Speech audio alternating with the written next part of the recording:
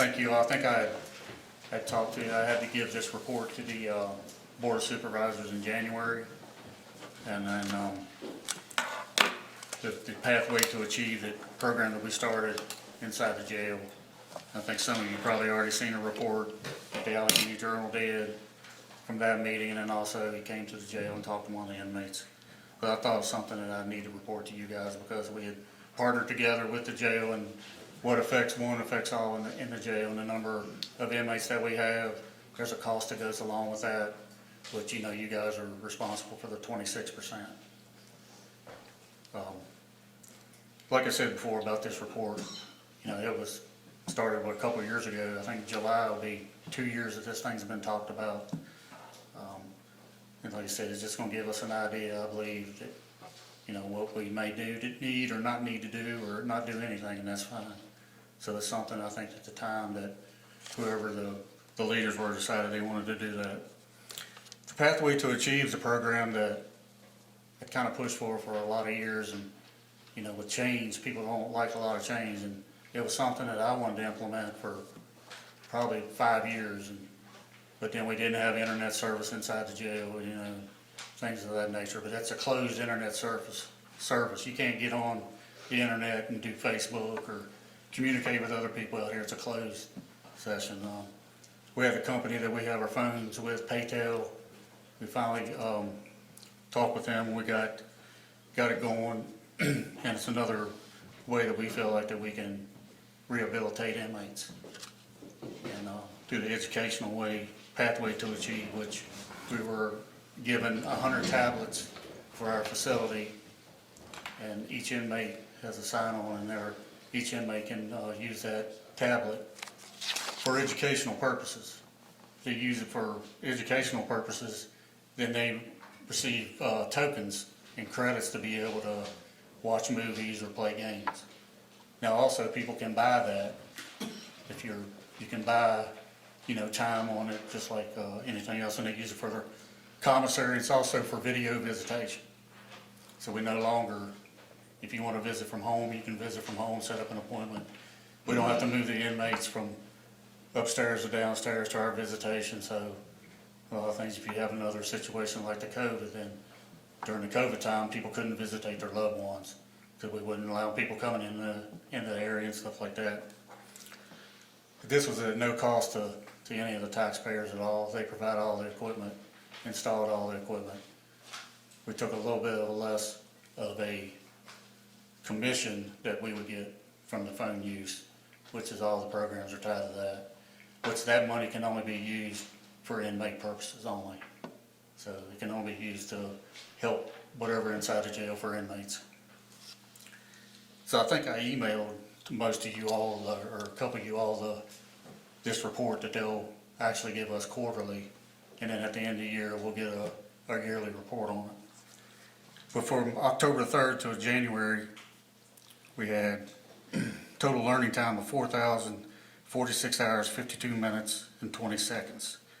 Total credits earned were 339,079. Had a total enrollment of 51,702. There were 3,044 that were in progress at that time when this report was done. And there was 7,000 that hadn't been started, and there was 41,188 that had been completed. And just to go over some of the topics, some of the programs, questions every 24/7 data app. There were 4 hours and 30-some minutes people taking courses of, you know, to be a better father, 12 steps to recovery, basic kitchen and food service, anger management, basic chair construction, there's carpentry, there's welding, there's CDL. All these courses are produced by college professors.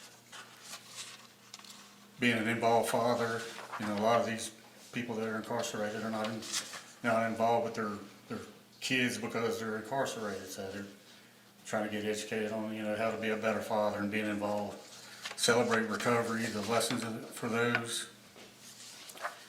And I can provide any of this to you. There's just a gamut of introduction to computer science, anger management, mental health, the McShin Foundation, Microsoft Word, his GED courses, mental health, the opioid crisis, understanding opioids, parenting, a lot of different, just programs for them to be involved in. And when some people, they question, well, why are we doing this and why do we want to do it? Well, only 10% of people that get sent to jail, only 10% of them are sent to the Department of Corrections or prison. So that means 90% of these people are coming back out into our community. So I ask you all, just like I ask everyone else, how do you want me to prepare your neighbor? So one of our board members had really a great quote. Mr. Bennett, I said, if we move the people that are at that level, we said, there's really well-to-do people and they're going to take care of themselves. And if we work on the people that have the issues, and there's people that need to be incarcerated, and that the people that we're afraid of, we need to incarcerate them. But the people that need to help, we need to help them and try to rehabilitate them. I think it would make our community a lot better place to live because these people are coming back into our community. They're going to be our neighbors and their friends or family, and to help them, give them an opportunity because some of them haven't been given an opportunity. There's a lot of partnerships that we wanted to begin with a lot of the educational courses with the community college and maybe some other, also some other businesses. So if you guys have any questions on the program itself, I'll be happy to answer them. Anyone have any questions? One of the things I was wondering is how do they determine, who determines what classes they're going to take? Does the incarcerated, they just say, I want to take parenting class, I want to take a recovery class? Is that? Well, it's pretty much an individual choice.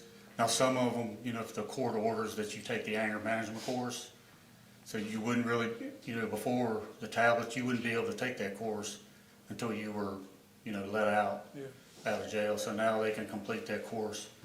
They can send that certificate to their, whoever the attorney, their family, and provide that certificate or whatever. Yeah, that's the only question I had. All right, anyone else? There's a big interest in the CDL, and there's a lot of CDL jobs out there. Yeah. There's a sheriff in North Carolina that I talked to at a lot of the national conferences, who's possibility of him getting a simulator. So, guys can take this course and get all the coursework done, and then all they have to do is do their 40 hours of road service to be able to get the CDL. So I think it's a great opportunity for a lot of them.